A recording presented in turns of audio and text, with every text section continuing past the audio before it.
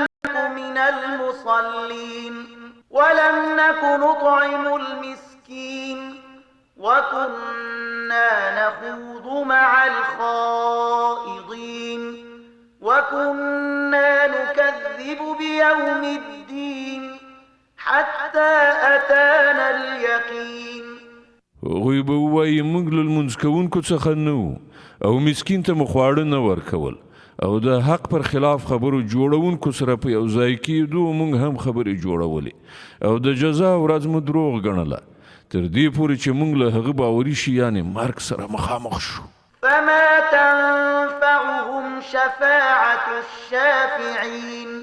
په هغه وخت کې به د سپارښت کوونکو سپارښت د هغوی هیڅ په دردو نه خوري. فما لهم عن التذكرة معرضين كأنهم حمر مستنفرة فرت من قسورة. نو په دغه خلکو څه شوي دي چې دوی له دې نصیحت نه مخ اړوي؟ ګواکې دوی ځنګلي خره دي چې د زمري له ویرې وتښتېدل.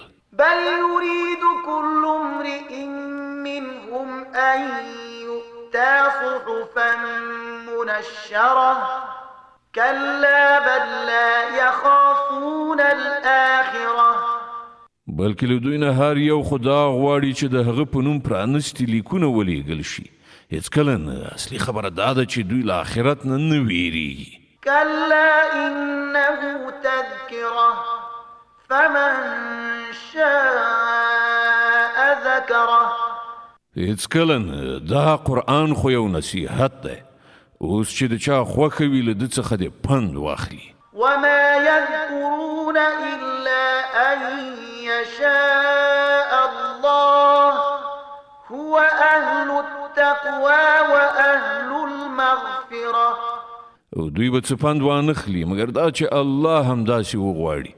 هغه د دې وړه دی چې ورڅخه ویره وشي او هغه د دې اهلیت لري چې پرهیزګارانو ته بښنه وکړي. صدق الله العظیم.